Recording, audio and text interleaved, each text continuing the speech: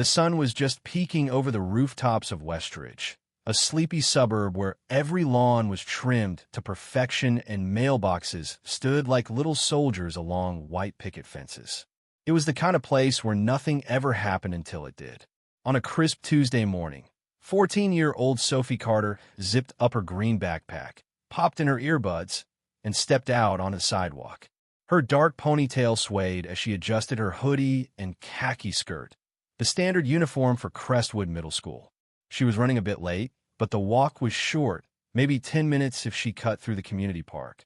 The air smelled of fresh-cut grass, and birds chirped like they were in on the neighborhood's perfect routine.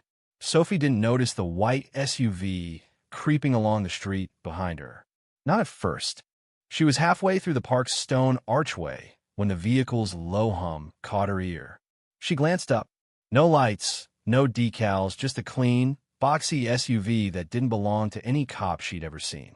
Her steps slowed. The SUV pulled ahead, stopping smoothly by the sidewalk. Both doors opened, and two men stepped out, dressed in dark tactical gear black boots, stiff collars, and patches on their chests that read Westridge Patrol. No badges, no body cams, just those words, vague and heavy.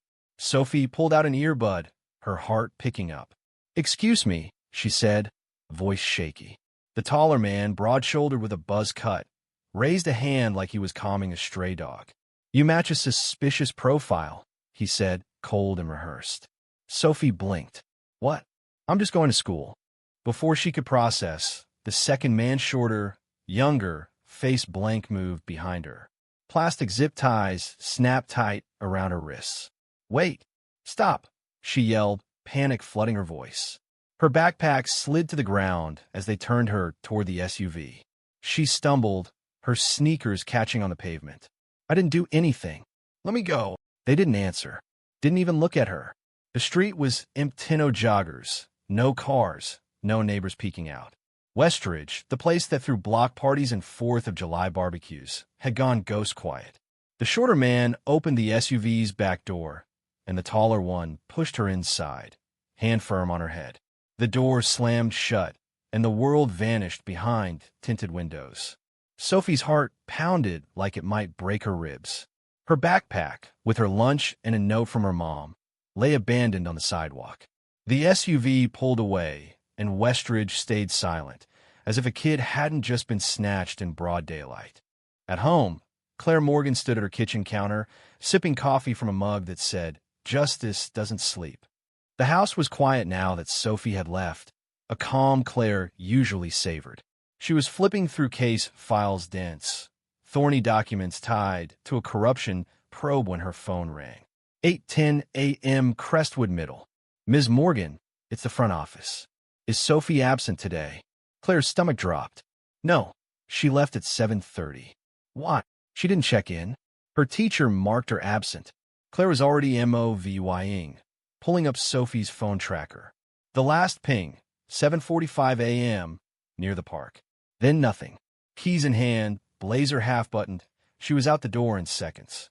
By 8:20, Claire's car screeched to a stop by the park's iron gate.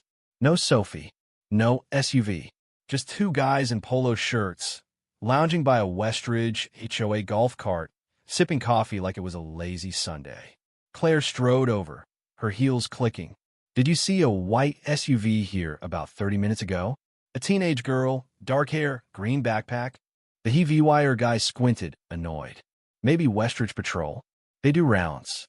Check loiterers, that kind of thing." Claire's eyes narrowed. "Westridge Patrol?" He shrugged. "HOA security. Real strict about rules. No names, no urgency, just a slow sip of coffee." Claire's instincts, honed from years prosecuting criminal networks, screamed. Something was wrong, systemically wrong. Back in her car, Claire opened her laptop and logged into the state database. She called the sheriff's office. No arrests, no patrols, no SUVs in the area. She dialed a colleague, Tom Reed, at the State Bureau.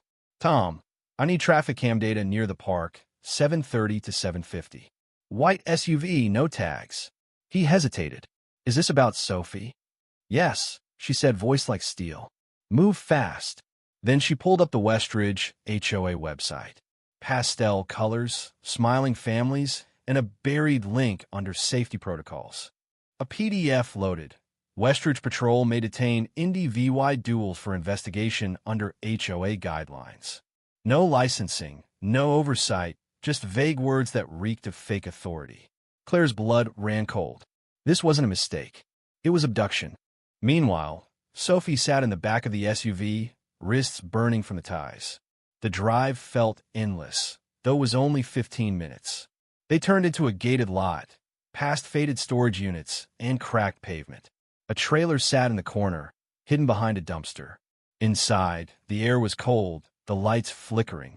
The taller man spoke. "I'm Captain Harris." The younger one added, "Call me Officer Blake."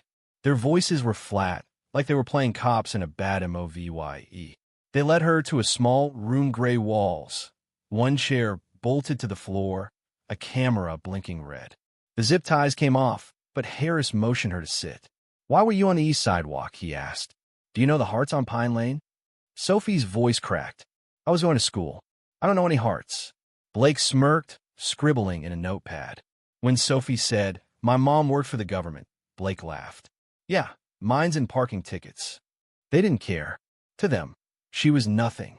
Claire wasn't just Sophie's mom. She was the state attorney general, and she was done waiting.